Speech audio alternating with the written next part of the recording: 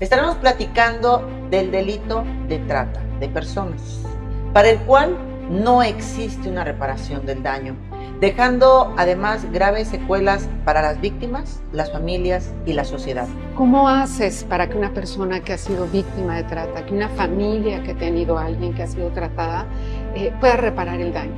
¿Cómo reviertes el tiempo, cómo reviertes la vida, cómo reviertes los golpes, las condiciones, lo vivido? Dice Quintana Roo, primer lugar en trata de personas y violación. Este encabezado es un encabezado que sacude. Me parece que es verdaderamente alarmante y digno de poner a la vista de la gente y a la vista de la sociedad, como lo hacemos en este programa, este tema tan sensible. Pero en Quintana Roo en particular hemos visto muchas situaciones en menores, en niños, en los bares, vendiendo a altas horas de la noche. Y en los números, cuando busca unos números estadísticos para citar como fuente, están totalmente fuera de proporción.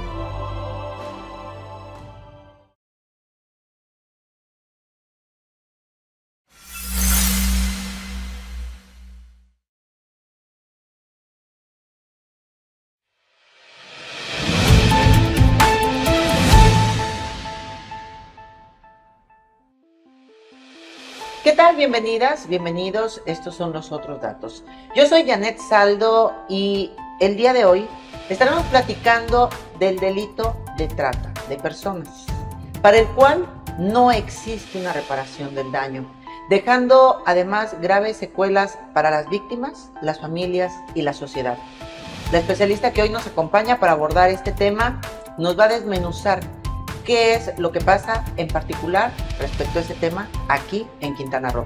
Te invito a que por favor le des me guste, que comentes, que compartas esta información. Entre más lo hagas, más personas van a poder tener acceso a los otros datos, lo que pasa aquí en el estado y en todo nuestro México sobre este tipo de temas tan sensibles. Vamos a arrancar como cada emisión con un reportaje para que conozcamos algo más sobre los otros datos en la trata de personas.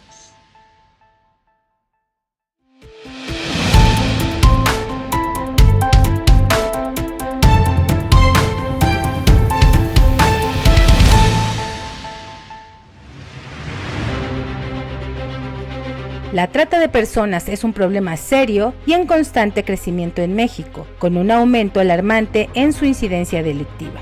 En el transcurso de solo un año, la cifra se ha disparado en más de 60%, pasando de 1,316 víctimas registradas en 2021 a 2,583 al cerrar el año 2022.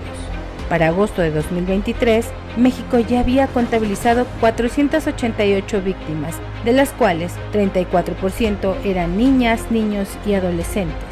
El Secretariado Ejecutivo del Sistema Nacional de Seguridad Pública informa que las entidades con mayores reportes de tráfico y tránsito son Veracruz, Tlaxcala, Estado de México, Ciudad de México, Puebla, Quintana Roo, Villahermosa, Chiapas, Zacatecas, todas con un incremento significativo año tras año. Sin embargo, los especialistas también advierten que estas cifras son solo una aproximación debido a la falta de denuncias y a la omisión en la investigación. A pesar de los esfuerzos por combatir la trata, no hemos logrado frenar su crecimiento. Este año, los casos de trata de personas se dan a conocer cuando ya se han rescatado a las víctimas, como el reciente rescate de 2 mujeres explotadas en un spa de Cancún. Hasta la fecha, hemos registrado 48 mujeres víctimas de trata, 31 carpetas de investigación por corrupción de menores y 41 carpetas de investigación por trata de personas. Pero rescatar a las víctimas no es suficiente. La psicóloga especialista en trauma y delitos de alto impacto, Mónica Alvarado, señala que las víctimas se encuentran solas y temerosas de regresar a sus lugares de origen por miedo a ser señaladas. Porque además no solo es la atención, sino que no pueden volver a sus lugares de origen, a sus casas, por las circunstancias que viven ahí, porque los grupos delincuenciales que las vendieron son del pueblo muchas veces, de su propia ciudad, ¿sí? Y corren riesgo, ¿viste? Pero además, las familias no las bien reciben nunca, o sea, en general son víctimas de todo tipo de violencias en su casa también. muchas veces violentadas sexualmente también. Entonces, no hay un programa de atención psicológica especializada ni de reinserción social, pero antes de la reinserción tampoco hay refugio. La mayoría de las víctimas son engañadas bajo la promesa de un trabajo bien remunerado en la industria del turismo, pero la realidad es la explotación sexual. Este delito está estrechamente ligado a la pobreza, la desigualdad y la violencia. La pandemia de COVID-19 agravó aún más la situación de vulnerabilidad, ya que muchas personas perdieron sus empleos y su calidad de vida. Esto las hizo más vulnerables a la trata, con la falsa promesa de mejorar su situación. ¿Qué pasa en Quintana Roo? Pues lo que pasa en cada uno de los estados de México, lo que pasa en México, que la impunidad es total, total y completa. La pandemia nos dejó más insensibles de lo que estábamos para sobrevivir. Y entonces ya nadie se mete. La lucha contra la trata de personas es una tarea que nos concierne a todos y juntos podemos marcar la diferencia.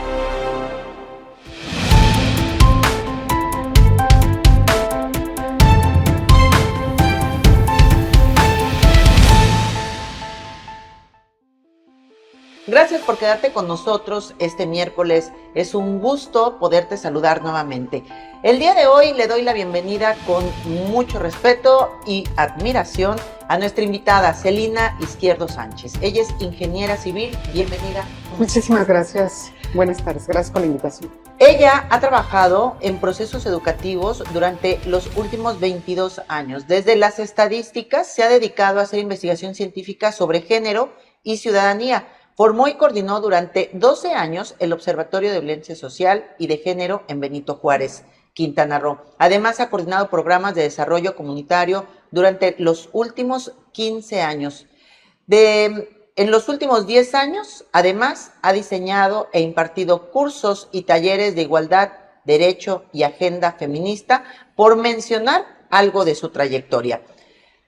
Vamos a hablar de un tema del cual yo te preguntaba antes de iniciar. ¿Cuál es ese punto que el día de hoy sigues poniendo frente a ti y te causa conmoción, te estremece respecto a la trata? Y me hablabas de la reparación del daño. Y es que este es un delito del cual, ¿cómo se repara? ¿Cómo se repone una persona de la que ha sido víctima? Bienvenida. Muchísimas gracias.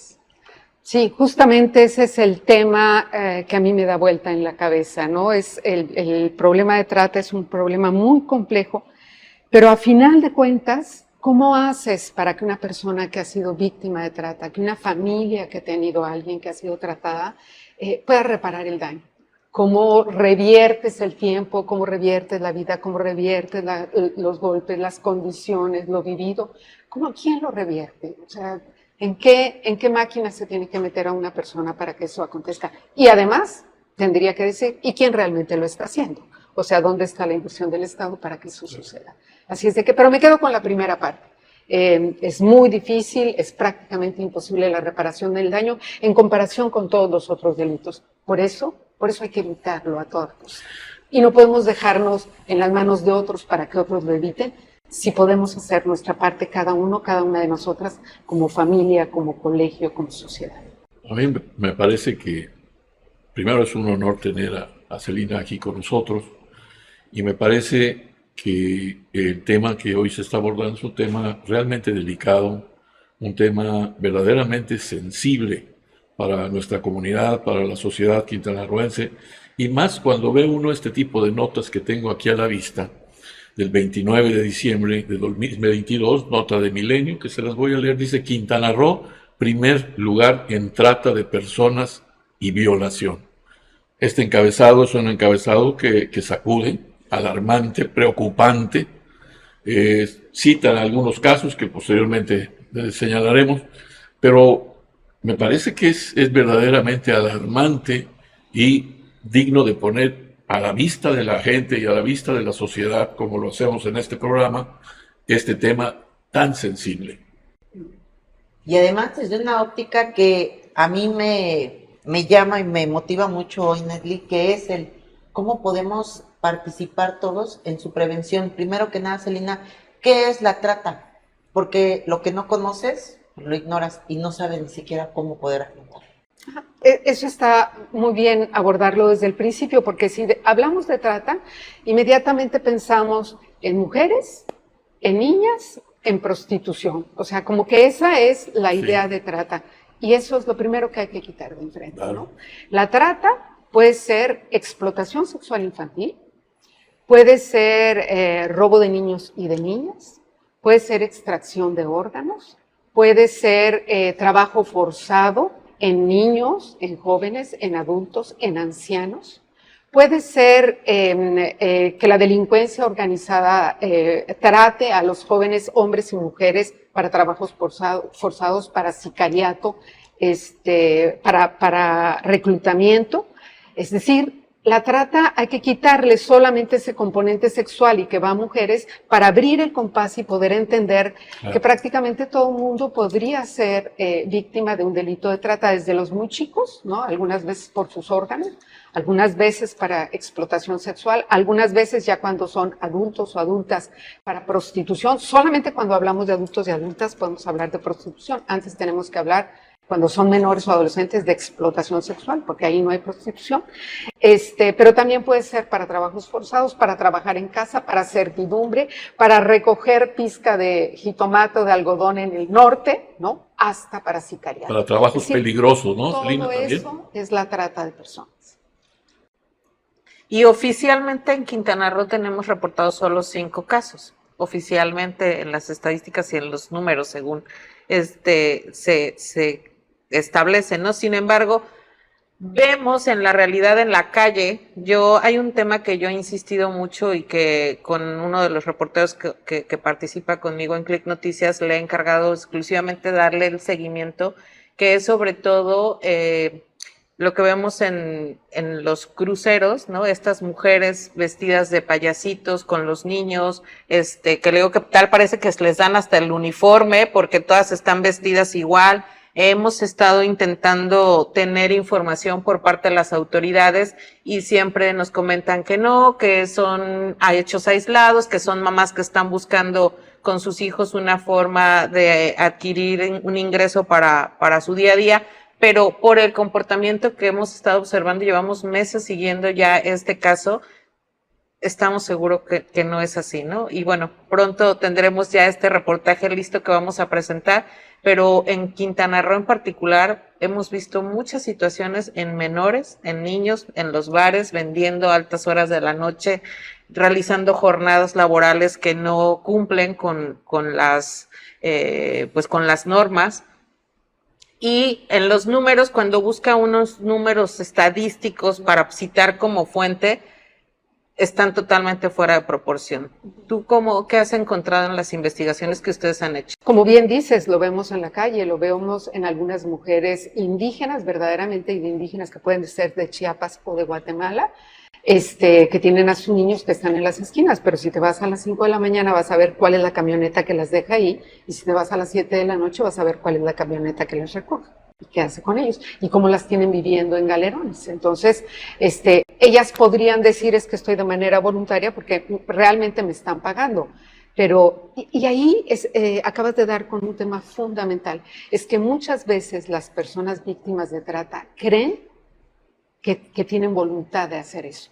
Y la voluntad solamente puede ejercerse cuando tienes opciones. Si no tienes opciones, no hay manera de ejercer la voluntad.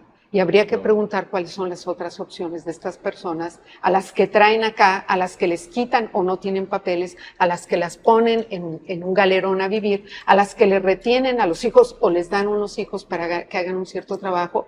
¿Cuál es la voluntad? Uno podría decir, bueno, pero de ahí sí pueden escapar, no es cierto. De ahí, de esa esquina no se pueden escapar, no sobrevivirían, porque hay toda una red atrás de ellas que desconocemos y la autoridad no desconoce. Ahí me quedo, la autoridad no lo desconoce. No lo desconoce y aparte de todo, a mí en lo particular, sí llega un momento en que sorprende, molesta, hasta la toma de pelo, la manera en cómo te contestan, ¿no? Yo he tenido un par de solicitudes de entrevistas y te dicen, no, o sea, recientemente vimos la firma de un acuerdo, de un convenio para evitar este tipo de situaciones, ¿no? Y yo hace rato se lo compartí a Janet, estábamos leyéndolo, y le digo, es que es de risa lo que ponen en su comunicado, ¿no? La manera en cómo plantean las cosas. Digo, en vez de firmar acuerdos, por favor, o sea, necesitamos ver hechos reales. Firmas, si nos ponemos a ver y analizar todos los acuerdos que hay entre el Estado, entre los municipios, con las diferentes dependencias, cuántas dependencias tienen recurso, como el DIF, como el GEAVI, como Seguridad Pública, como Prevención del Delito. O sea, si nos ponemos a contar cuántas instituciones están involucradas para evitar este tipo de delitos, son un chorro. Sin embargo, cada una trabaja con sus propios sistemas, de repente los ves sentados en una mesa que dura 3 horas, sus pláticas, sus acuerdos, pero en la calle no vemos eso reflejado, no vemos, claro. La realidad es que no lo vemos y cada vez son más. Y es aún más, exacto, ese es el tema, y es aún más preocupante, que pareciera que existe una constante de incremento, de aumento en el número de casos. Tal es la situación que la Fiscalía General del Estado tuvo que crear la unidad especializada en trata y explotación sexual, si no, lo hubieran hecho. Entonces, que funcione es otra cosa, ¿verdad? Pero es un hecho real que se observa un comportamiento creciente en el número de casos. ¿Dónde crees que esté la falla, Selene? Tú que has estado en todos estos organismos y en la participación de muchas mesas desde cuando estuviste en el observatorio, ¿dónde crees que falta el poder hacer match con las acciones que hacen todas las instituciones para sumar esfuerzos y ir sobre un propio y un mismo objetivo? Trato de responderte de esta manera. El delito de trata es un delito muy complejo. Para que se tipifique un delito, tiene que cumplirse exactamente con lo que dice la ley. Claro. O sea, este delito es esto. Así es. Para que se tipifique, tiene que cumplir con todo eso. Pero el delito de trata es tan complejo que es sumamente difícil, ¿no?, tipificarlo como tal. Porque en cada delito de trata hay al menos 10 delitos. Está el secuestro, está la transportación, está la entrega, está el engaño, está la retención de documentos, está el forcejeo, están las lesiones. O sea, hay una serie de delitos, ¿no?, que lo componen, que son parte de, que el Ministerio Público dice, no nos vayamos por trata, mejor vamos a acusarlo por violación, o por prostitución, o por lesiones, o por sustracción, o por no sé qué, queriendo hacer el favor de que eso realmente se tipifique, no se van por el delito de trata, pero ahí tenemos un primer quiebre, ¿no? Ahí tenemos un primer quiebre de cómo se tipifica el delito y habrá que solventar ese gran problema porque entonces nadie entra por delito de trata. Y también por eso las cifras al final no concuerdan. Eso podría ser una de las razones, por supuesto que podría ser una de las razones. Otro es que las personas, en general, un delito es cuando tú acusas, pero en general las personas víctimas de trata no saben cuál es el delito que se ha cometido contra ellas. Pregúntale cuál es el delito. Bueno, es que no me robaron, es que no me golpearon, o yo me fui voluntariamente. Bueno, es que a mí realmente me enamoré y me fui con él. Entonces, el delito propiamente, la persona que lo ha vivido, difícilmente encuentra cuál es el delito cometido. Sí. No es exactamente esclavitud, pero sí me daban dinero, pero sí me pagaban, pero sí le mandaban a mis hijos. Es decir, es muy complejo tipificarlo también y reconocerlo desde el punto de vista de la víctima y de la comunidad, que la comunidad para nosotros es muy fácil decir, ay, pues se fue con él, ay, pero si todas se lo decíamos, oye, pero si le estuvimos diciendo, ya lo sabía. Así son todas, o así son todos. O es que les gusta, como dicen en otros destinos turísticos. ¿Por qué están todas estas jovencitas aquí? Pues porque se bajan de la sierra, pues porque les gusta, porque es dinero fácil. Entonces, esa normalización del fenómeno hace que se dificulte que las personas entiendan que son víctimas de un delito. Entonces, ahí tendríamos otro tema por el cual trabajar. Hay un delito y no eres culpable. Pudiste haber sido engañada, pudiste incluso haber dado tu consentimiento, pero eso no te hace responsable ni te hace culpable. Sigues siendo víctima. Y la familia tenemos que reconocer y la comunidad que ahí siguen habiendo víctimas. pese a que luego se hayan hecho asiduas a las drogas, porque además es un mecanismo añadirlas a las redes de drogadicción, hacerlas drogadictas o hacerlos drogadictos, retenerle a los hijos para poder quebrar su voluntad, quebrar las redes familiares, aislarlas, todo eso es parte del delito, de tal manera que muy difícilmente ellas asumen que esto puede ser. Otra es que es un delito, mira, todos los delitos han evolucionado con la tecnología, pero mucho más. Este es dificilísimo. ¿Por qué? Porque un tratante puede tener solo un celular. Sí. Y con un celular cooptar a una niña y entregarla, o a un niño, ojo, me remito a las niñas, pero no necesariamente. Claro. O a un niño y entregarlo, es decir, yo nada más lo coopté y lo entregué. Es un eslabón aislado de una cadena, ¿no? De una cadena, él tampoco conoce solo a quien se le entregó y no sabe lo demás. Entonces, un delito que muta como un virus, ¿no? Que hoy es de una manera, pero luego se comporta de otra, pero cuando encuentras esto ya no se encuentras lo que sigue. Es global.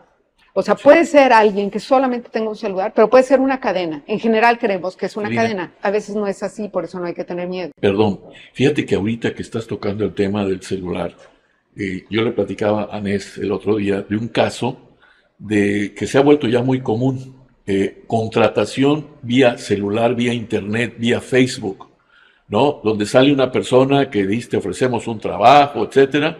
La persona llama, porque yo sé de este caso, conocí este caso, una muchachita que yo conozco, joven, llamó y le dijeron, no, lo que tienes que hacer nada más es ponerte ropa interior y lucirla ante mi hijo. Así, a mi hijo te va a estar, ¿cómo se llama? Observando nada más, no te va a tocar, no sé, o sea, esta es una forma de enganchar a la gente. Y claro, no cualquiera cae en ese tipo pero hay quien cae. Sí. ¿Me entiendes? Entonces, esa es una forma de comenzar una situación de trata, ¿no? Es que se está volviendo muy común empleos por redes. Tengan mucho cuidado. Claro, porque luego se vuelven un chantaje. O sea, si no haces esto, entonces yo muestro a tu mamá. Las filman. O sea, ese es como uno de los inicios. Lo que también quería decir es que puede ser un delito global. O sea, quien está cooptando, puede estar hoy en donde quieras. En cualquier parte de América Latina, de España, de Europa, de Asia, de África, puede estar teniendo esa conversación con esta persona. O sea, puede ser en cualquier lugar del mundo, como puede ser en el sur o en el norte de la ciudad. Es que era un número local, un número de aquí de la ciudad. Eso no es ningún problema. Y le dijeron una dirección en una de las calles de Cancún. La citaron en una de las calles de Cancún. Hay un dato del Instituto Belisario Domínguez del Senado de la República, Mirada Legislativa, agosto 2022, el número 220, y escuchen este dato.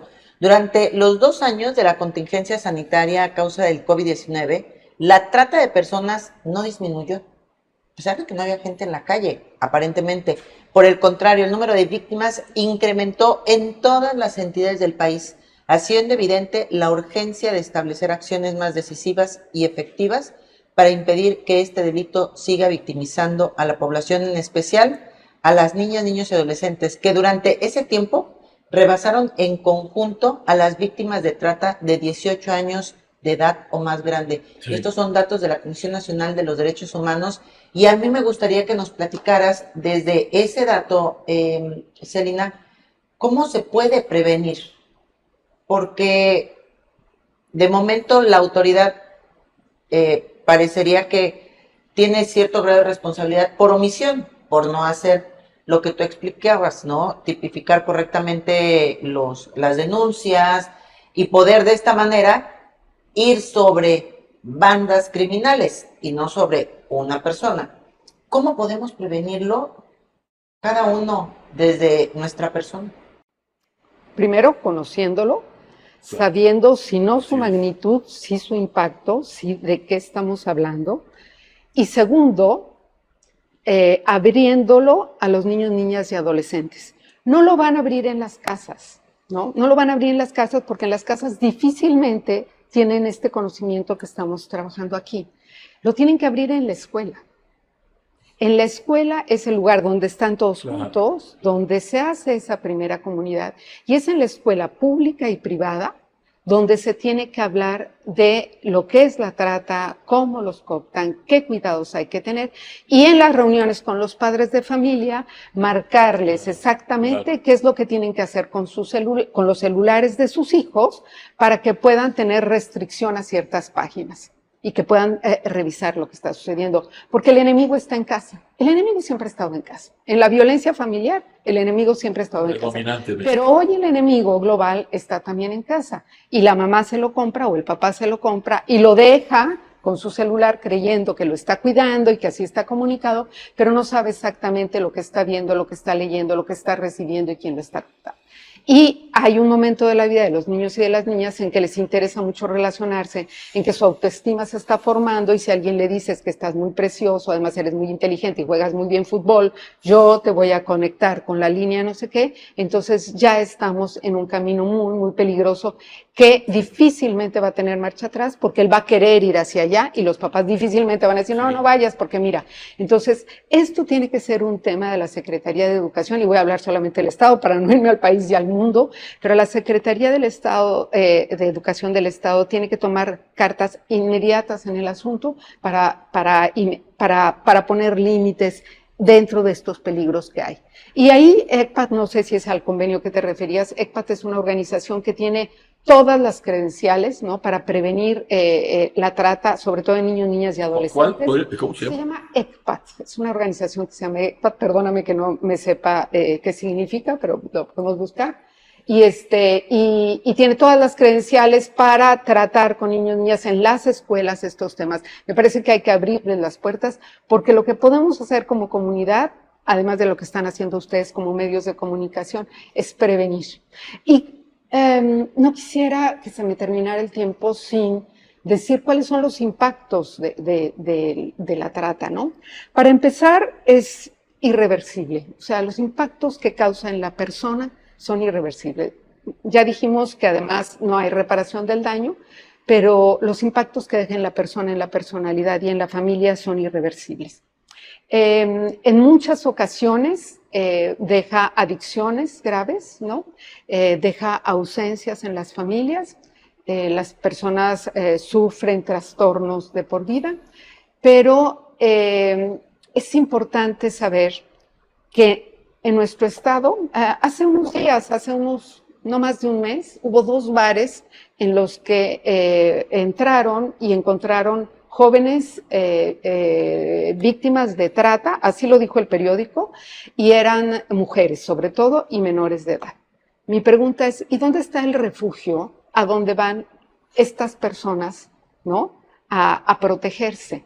Esto es muy importante, porque si por ser menores las van a llevar al DIF, al CAT, estamos teniendo un problema gravísimo. Y tengo sospechas de que eso está sucediendo. Habría que aclarar que efectivamente, habría que demostrar que no las están llevando ahí, porque ahí hay niños y niñas de otro perfil y con otro tipo de problemas. Y meter, ¿no? Totalmente diferentes, ¿no? Sí, es como meter digamos, a un delincuente mayor con uno fuera común. Entonces, habría que preguntar a la autoridad, dentro de las preguntas que ustedes hacen, ¿dónde está el centro especializado que protege a las personas que han sido encontradas en las cuales ha habido delito de trata? Porque sería muy importante saber cuál es el tratamiento que le estás dando. Las personas víctimas de trata, si han sido víctimas de una cadena delictiva, están en un riesgo tremendo, porque ustedes bien saben que es dificilísimo zafarte de esta cadena delictiva, ¿no? Porque se pone en peligro todo. Entonces, ellas y ellos siempre están en peligro de muerte. Celina, ¿dónde las protegen? Vamos a ir a un corte para continuar platicando de este tema. Hablemos de estos acuerdos que allá hay en el Estado. ¿Qué tanto realmente se traducen en una reducción significativa en este delito, en la comisión de este delito aquí en Quintana Roo? Este delito que afecta a México y a todo el mundo está considerado como uno de los que más dinero genera a nivel mundial. Así es que quédate con nosotros. Antes te invito, por favor, nuevamente, comparte, comenta y pues déjanos algún tema que te interese que abordemos en Los Otros Datos, un programa diseñado, pensado, creado para exactamente abordar un periodismo veraz para todo Quintana Roo y todo México.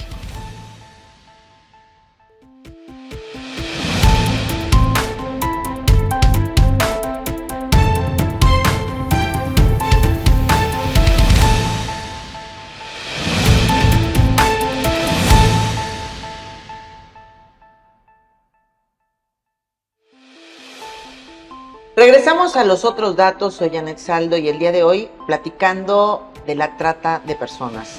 Se encuentra con nosotros la ingeniera Celina Izquierdo Sánchez, quien nos está hablando de este complejo delito por todo lo que tiene de implicación para las víctimas, para las familias, para la sociedad, todo lo que escala y lo que implica su correcta tipificación cuando se presenta este delito y se denuncia, y los vacíos que hay a nivel educativo, a nivel familiar, a nivel social, para prevenirlo, porque se vuelven vacíos el momento en el que por ignorancia un papá le da un teléfono celular, una iPad, un móvil a un hijo para entretenerlo sin saber que detrás de esa pantalla puede estar el gran riesgo de perder a un ser querido.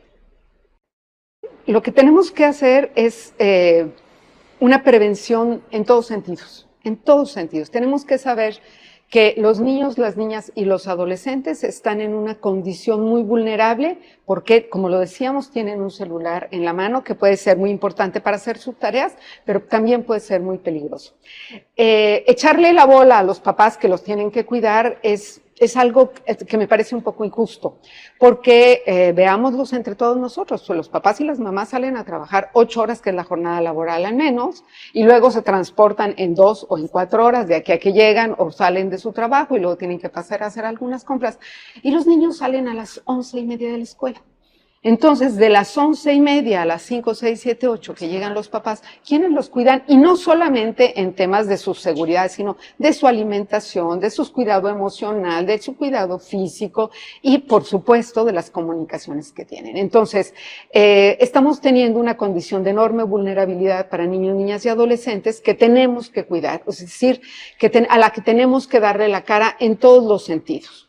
¿Qué participación y qué apertura tienen o han visto ustedes por parte de la Secretaría de Educación Pública sobre pues trabajar sobre esta solicitud que están haciendo? Mira, yo directamente no he hecho una solicitud, no podría decir si tienen apertura o no, pero me parece que dado los datos de la pandemia y de las condiciones que tenemos ahora y de la firma de ese convenio, tendrían que abrirse todas las puertas para trabajar de manera fehaciente en el tema, ¿no? Porque este tema, si bien sabemos que es un problema a nivel nacional, internacional, que no se limita solamente a nuestro estado, Quintana Roo, y a nuestro municipio, sin embargo, sí por las condiciones económicas de nuestro municipio, y ahí, bueno, si estoy equivocada, me corriges, sobre las condiciones económicas, es decir, que la mayoría de los padres trabajan en el sector turismo, donde obviamente hay un mayor tiempo fuera de los padres en horarios distintos que a lo mejor en las ciudades donde hay otra vocación económica, ¿no? Hay papás que salen desde las 3 de la mañana, esos que entran a las 6 o 7 de la mañana y que por también los problemas de movilidad que tenemos en esta ciudad, pues también les lleva más tiempo llegar a sus centros de trabajo.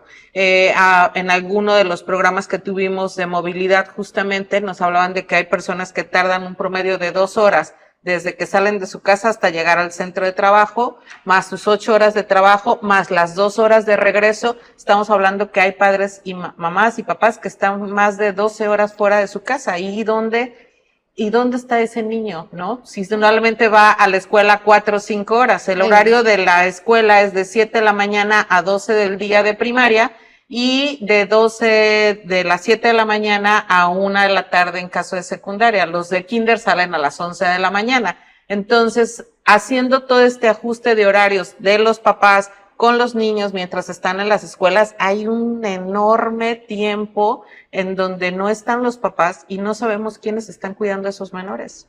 Acabas de dar el punto porque esto nos permite aterrizar en Quintana Roo. En Quintana Roo, donde el sector turístico ya no nada más es el norte, sino que se ha ido al centro y ahora se ha ido al sur. Y el turismo es una industria profundamente feminizada. Hay estadísticas que hablan de que el 70% de los empleos generados por el turismo son ocupados por mujeres. no son como otras empresas o como otras industrias. Entonces, todas esas mujeres que vienen a trabajar al sector turístico y que no tienen una suplencia en su casa, que esa suplencia la debiera hacer el Estado, a la hora que jalas a la fuerza laboral a una empresa, quien suple los cuidados dentro de la casa. Esa suplencia la debiera hacer el Estado, vía escuela o vía centros comunitarios, pero como no tienes quien la supla, entonces quedan los niños solos, solas, o los adolescentes en la casa, ¿no? A la voluntad de cualquiera. Fíjense que yo sé de un caso de una persona, posiblemente sea una gente que, como tú señalas, que trabaja en la actividad turística, pero es una persona que deja a su hijito con una perrita pitbull, muy brava, por cierto, en un vecindario donde conviven con otras personas. Y les puedo asegurar que este caso se replica en muchos casos. O sea, madres, jefas de familia, así se les llama ahora, que están en estas circunstancias, que dejan o tienen que dejar a los hijos en estas circunstancias, ¿no? Dejan a la criatura sola con un animalito. Quién sabe cuántos casos haya de este tipo, y como dices muy atinadamente, alguien, y si alguien tiene que hacer ese caso de eso, pues sería el Estado, y hacerlo bien, además. En los casos que hemos presentado aquí en los otros datos, en las mesas de las madres buscadoras, la mesa que hicimos con las madres buscadoras, justamente estos son los casos. Así fue como se dio que estas mamás dejaron de saber de sus hijos. Una que fue contactada a través de las redes sociales ofreciéndole trabajo, que vino de Jalisco, y desde que llegó aquí a Quintana Roo perdió la ubicación de su hija. Otro, como el que estás comentando, Augusto, ¿no? Que la mamá sale, deja al hijo solamente con una mascota, y el niño tiene problemas, está con problemas de sus facultades mentales, se salió y el niño hasta hoy ya lleva 6 meses desaparecido. Y entonces todos los casos de las personas desaparecidas de alguna manera están enmarcadas en esta situación de la que estamos platicando, ¿no? Donde hay una ausencia de la supervisión de un adulto, del cuidado de un mayor sobre un menor. Y el turismo influye en el tema también de otra manera. El sector turístico es un sector muy proclive a las trata de personas, pero mucho. Sí. Es decir, porque hay hoteles, porque hay Airbnb, porque hay lugares, porque es muy fácil que entre una persona con otra y que rente un lugar y que luego uno se salga y no sabes de dónde viene y hay mucho movimiento y en el aeropuerto no hay, o sea, y eso lo dice la Secretaría de Turismo, por eso nos mandó a hacer un estudio sobre trata de personas en los destinos turísticos, porque el turismo, digamos, no es como otras industrias. En el turismo tienes todas las vías, todos los canales, la transportación, la habilitación, todo para que esté muy relacionado con la trata. Aquí, ¿qué tiene que hacer? Y esto no debemos dejar de decirlo en el destino en el que vivimos. Aquí, el trabajador o trabajadora de la industria turística que tenga la percepción de que alguien viene acompañado por otra persona y que no necesariamente sea su familiar o que puede estar en esta condición, lo que tiene que hacer valientemente son 5 cosas. Una es observar. Otra es decirle que en México hay una legislación. Tercera es tomar los datos, foto, hora, placas, hora de salida, hora de entrada, de dónde proviene, hacia dónde va, o sea, datos que puedan servir. Cuarta, dar aviso, ¿no? Y quinto, la empresa, el hotel para donde trabaja tiene que respaldarle. Las 5 cosas son muy difíciles, pero es la única manera de detener esta ola que está sucediendo, que siempre ha sucedido y que si no hacemos algo seguirá sucediendo en los destinos turísticos, desde un hotel chiquititito de media estrella hasta los grandes hoteles de muchas estrellas. Y en los hoteles se pudiera llevar este control que tú estás diciendo, pero por ejemplo con las rentas vacacionales, que todo es en línea y que las personas ni se ven, ¿no? Porque incluso se queda, la llave está exclusivamente o entran con una clave a la casa, departamento, lo que sea, o en los moteles donde también entran sin ningún tipo de identificación ni nada de esto. O sea, se complica más con otro tipo de hospedaje, ¿no? En el caso de los hoteles, pues es mucho más fácil que puedan coadyuvar a esto, pero también, por ejemplo, como vecinos, que observemos la llegada de ciertas personas a nuestra colonia y te das cuenta, siempre va a haber esas señales de que hay algo raro, de que algo está pasando ahí. Pero a la mayoría de la gente le da miedo denunciar. ¿Por qué? Porque dicen, yo no me quiero meter en problemas, yo no quiero al rato tener un problema con esta persona y luego quién sabe a qué se dediquen y nos entra mucho miedo. ¿Qué mensaje le darías tú a la ciudadanía en ese sentido? Si te pones a pensar en el impacto para esa persona que pudiera estar siendo víctima de trata para toda su vida y para toda su generación, si te pudieras a pensar que puede ser tu hijo o tu hija o tu sobrino o un ser querido, es probable que actúes de manera diferente. O sea, este es un llamado a la conciencia de que si dejamos que le suceda a los otros, es muy probable que nos suceda a nosotros. Entonces, ahí habría que preguntar qué estás dispuesta o qué querrías que hicieran otras personas si un ser querido tuyo estuviera en esa circunstancia, ¿no? Si alguien hubiera visto a mi hija allá entrar a algún lugar o a mi hijo entrar a algún lugar, ¿qué hubiera pedido yo que la vecina hiciera para que yo pudiera encontrarlo? Es ahí donde tendríamos que movernos, ¿no? No quisiera dejar de decir algo muy importante que me parece que redondea en esta pregunta de qué hacemos. Es que no se castiga a quien se beneficia de la trata, ¿no? ¿Por qué hay trata? Pues porque hay alguien que se beneficia. Y ese que se beneficia no recibe ninguna sanción. Pues Por eso es un delito perfecto. Aquí tengo algo que confirma lo que está señalando. Fíjense, dice, esto es de Quintana Roo. Mi mamá vendía mi cuerpo a señores, sobreviviente de trata de personas en Cancún, Quintana Roo. Y dice, Marisol contó el reportaje El infierno de la trata de personas en Quintana Roo, que despierta, que a los 8 años de edad escapó de su casa debido a que su mamá le ofrecía a hombres mayores. En los últimos meses, autoridades de Quintana Roo interceptaron un chat que servía de catálogo en el que tratantes de personas ofrecían a niñas y niños a sus clientes. En el reportaje El infierno de la trata de personas en Quintana Roo, transmitido en Despierta, Marisol, víctima de trata de personas, quien cumpliría 25 años en septiembre, contó a Daniel de Iturbide que a los 8 años de edad escapó de su casa debido a que su mamá le ofrecía a hombres mayores, muchos de ellos turistas. Dios mío. Fíjate que ahorita que comenta eso, otro dato del reporte global sobre trata de personas de la edición 2020, muy aproximado, dice que a partir de los datos de este estudio, en 148 países se han identificado 534 diferentes flujos de trata de personas en todo el mundo, encontrándose que las víctimas suelen ser explotadas dentro de zonas geográficamente cercanas al lugar a donde residían y la mayoría son rescatadas en su propio país de origen. Así es que la reflexión que haces de que, pues, como comenta Nedley, si notas algo raro, si ves que llega alguien con conductas que son sospechosas, por eso es tan importante cuando llega una alerta Amber, hay que replicarlas, porque... Tengo algo que decir en relación a eso, fíjate. Todas y todos recibimos muchas alertas Amber e inmediatamente las replicamos, pero eso pone en peligro a la familia y a la persona.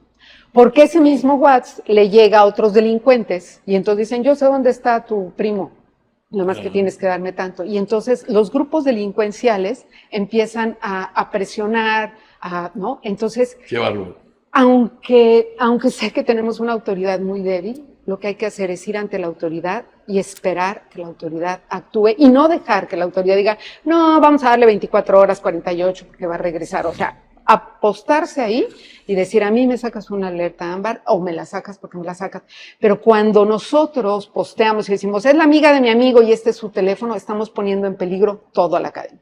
Entonces, tengamos muchísimo cuidado con cómo difundimos las cosas. Buen comentario, ¿no? Muy buen dato. Siempre hay que presentar, pedir que se emita la alerta Amber. Siempre, te paras ahí, te llamas a los periodistas hasta que te la den. Y entonces sí ya, porque entonces ya ese número está registrado, está resguardado, todo el que se comunique por ahí va a ser seguido y no pones a la familia y a la persona en un grave... Puntualizando, hay que esperarnos a la alerta Amber. No, hay que ir por la alerta Amber desde el minuto 1 y no salir correcto, sí, hasta que esté, perdón, corrijo, tienes razón, hasta que esté la alerta. Sí, Sí, para Perdón que se por la interrupción. No te preocupes. Al contrario, Claro. ¿qué aportación para... Desde luego. Esperamos que nadie de quien nos está viendo hoy Y aunque no tenga nos vean, que vivir esa experiencia. Sí, digo, nadie, ¿no? Pero quienes nos están viendo, ahí está la recomendación, de manera inmediata ir y pedir que se levante una alerta Amber y cuando nos llegue, difundirla, porque a esta persona a lo mejor la puede ver alguien, puede hacer la denuncia y puede ser. ¿Dónde se levanta una alerta Amber, Celina? Ministerio Público. Ministerio En la Fiscalía de Delitos, o sea, en un Ministerio Público. Tienes que ir a un Ministerio Público. Y regreso al punto,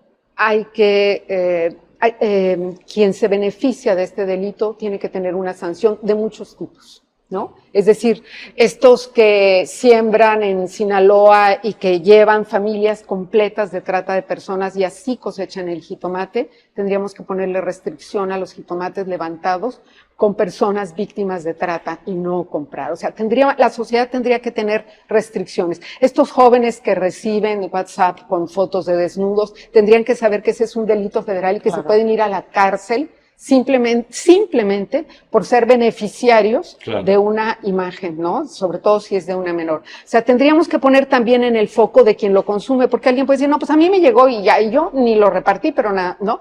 Está siendo parte de una cadena, está siendo parte de un delito, estás beneficiándote con el dolor de alguien más y necesitas tomar acción. A mí me gustaría, Celina, que nos fuéramos, hemos hablado de los niños, de las niñas, de las adolescentes, de las mujeres, las personas de la tercera edad, porque vemos a tantas personas en las calles que están pidiendo dinero, que están sentadas ya con lesiones, no pueden caminar y es también parte de esta trata. Y que los traen otras personas que sí están en condiciones óptimas y los traen en los cruceros, ¿no? No, deja tú. Yo he visto quienes están, o sea, los llevan en sus sillas de rueda, la persona, no sé qué tipo de parentesco tengan, si es que lo tienen, pero va la persona con algún problema físico en su silla de ruedas y el otro va llevándolo entre los carros para ir pidiendo dinero. Sí. Ahí, incluso el DIF, a quien siempre le echamos la bola, no debiera ser quien actúe. O sea, no es la persona que debe actuar. Ahí tendría que ser un ministerio público que hagan investigación y después canalizar a esas personas a centros de protección para adultos mayores. Pero eso no existe en nuestro estado. O sea, esa es otra, ¿no? O sea, las autoridades operativas, digamos, hacen la chamba, salen, encuentran. ¿A dónde van a llevar a estas personas si no tenemos, en el Estado no tenemos estos centros de protección? Pienso que aunque está el derecho, hay que hacer los derechos operacionales, hay que operarlos. Está el derecho, pero hay que hacerlo que opere. Y hablar de ello es empujar la carreta para que en algún día esos derechos realmente entren en operación para las personas. No, y también ojalá que haya una mejoría sustancial en el sistema judicial mexicano para que no suelten a esta gente como suele ocurrir por un expediente mal integrado o por estas cosas que suceden con frecuencia, ¿no? Mira que me he resistido una hora para no hablar del tema. Me he resistido porque llegar ahí, efectivamente, tienes la razón. Tenemos un sistema judicial detestable. No hay más que decir. ¿Y en qué lugar dejamos, Celina? Digo, sí a los gobiernos, ¿no? Hace unas semanas aquí en Quintana Roo, con motivo del Día Mundial del Turismo en septiembre, se firmó un convenio con esta asociación ECPAC Internacional. Pero, ¿qué tanto llegan a ser realmente funcionales y dar resultados en la realidad estos acuerdos con asociaciones que si bien tienen una trayectoria, un trabajo, un compromiso, cuando llegan y se asocian con el gobierno, hay resultados? Sí funcionan. No hay otra manera de entrar a las escuelas, no hay, que firmando un convenio con el Estado. Porque si no, la SEIC no te deja entrar, o la SEIC no te deja entrar, o sea, ¿y por qué a ti sí y a ti no? Entonces, ese convenio es absolutamente necesario. ¿Qué hay que hacer? Hay que entrevistarlas, hay que traerlas, hay que conocer la metodología, hay que abrirles camino, porque siendo una gran organización muy probada, lo que tenemos que hacer es abrirle camino, No veo que haya de otra manera. Bueno, pues estamos por cerrar este programa que sí debemos hacer un cambio de pensamiento. Quienes tenemos papás hijos pequeños, pues no dejar a cargo del cuidado de los hijos a un equipo móvil, tener más comunicación, no es privativo de las niñas, de los niños y de los adolescentes. Cualquiera puede ser víctima de trata, una mujer adulta, un hombre adulto, una persona en la tercera edad. Y a mí me gustaría, empezando contigo, Augusto, ¿cuál sería la reflexión con la que te quedas el día de hoy? Bueno, que este continúa siendo un tema muy sensible, muy delicado, al que debiera dársele una mayor atención, un mejor tratamiento que el que se le ha dado hasta el momento, porque yo tengo la impresión de que no se está soslayando, que no hay un compromiso, no observo yo un compromiso real por parte de pues, las instituciones a las que le corresponde vigilarlo y evitarlo y combatirlo. No veo claramente, sinceramente, y ya hablamos también del fatal sistema judicial mexicano. Y bueno, y ojalá que las autoridades pues tomen conciencia de esta circunstancia, porque es a través, sin duda, en gran medida a través del sistema, del medio institucional, en el que podría atenderse este tipo de temas, ¿no? Porque si no, va a continuar lastimando seguramente a nuestra comunidad, a nuestra sociedad. Esto va a seguir por mucho tiempo. Yo creo que es el momento ya de decir un hasta aquí, un ya basta, y tratar en lo posible, quizás no se puede evitar completamente, ¿no? Pero cuando menos que se vea que hay el intento, la intención real de combatir. Nadie. Pues yo principalmente invitar a la gente a denunciar, que graben cuando vayan en sus carros y veamos en los cruces a estas personas que están siendo explotadas, grábenlas. Yo trato siempre de grabar, se ve feo, yo sé que esté uno grabándolos y puede uno sentir que está violentando a las personas que están ahí, pero necesitamos ir haciendo este levantamiento y estas denuncias. Si no denunciamos, nunca va a haber acción. Entonces, yo llamo principalmente a la denuncia, que nos quitemos el miedo. Si tenemos un vecino, una niña o algo que está sucediendo en nuestra calle que vemos que no es normal, informémonos cómo puede ser. Nos pueden mandar incluso estos materiales. Yo los invito a que nos lo envíen a estas páginas en donde transmitimos el programa, aquí a Los Otros Datos, para que podamos darle seguimiento periodístico y acompañarlos en su denuncia también. Por favor, ¿con qué cerramos y qué mensaje consideras que es muy importante hoy compartir, Celina, con todo nuestro auditorio? En el cortísimo plazo, en este momento, padres, madres de familia, maestros, comunidad y niños y niñas, fíjate qué responsabilidad tan grande le estamos dando a los niños y las niñas de que se cuiden de la trata, de un delito tan complicado. En el cortísimo plazo tendríamos que hacer eso, hacer toda una capa de protección de madres, padres y comunidad cercana para niños, niñas y adolescentes. Pero en el mediano plazo tenemos que hacer un sistema de cuidados que extienda los horarios de la escuela, que tenga centros comunitarios, deportivos, científicos, artísticos, claro, donde no estemos cuidando a los niños, claro, donde estemos propiciando su desarrollo como seres humanos. En el mediano plazo tendríamos que tener un sistema de cuidados que proteja a los niños, las niñas y adolescentes y que les garantice una vida digna, porque quedarnos solamente en guardarlos es lo que se ha hecho y se ha hecho muy mal. Con eso me quedo. Me llegó, estas palabras me llegaron porque estamos en una época en la que se habla de vamos a erradicar, vamos a combatir, cuando lo que hay que hacer es prevenir. Y como bien dices, los niños merecen crecer en ambientes sanos, desarrollarse, ellos son los que van a tener el futuro en sus manos en muy poco tiempo. Yo quiero agradecer muchísimo a todos los que nos acompañaron en esta emisión. Me quedo con esta frase que hoy comparte Celina Izquierdo Sánchez: la voluntad solo se puede ejercer cuando tienes opciones, cuando no, ya está siendo objeto de un delito. Estos son Los Otros Datos, una producción de Producciones Veraz dirigida por el señor Víctor Vera en alianza con Click Noticias, Palco Quintanarroense, Ruptura 360, medios enfocados en ejercer un periodismo veraz, para que tengamos un periodismo veraz y tú tengas los otros datos para tomar decisiones mucho mejor informado.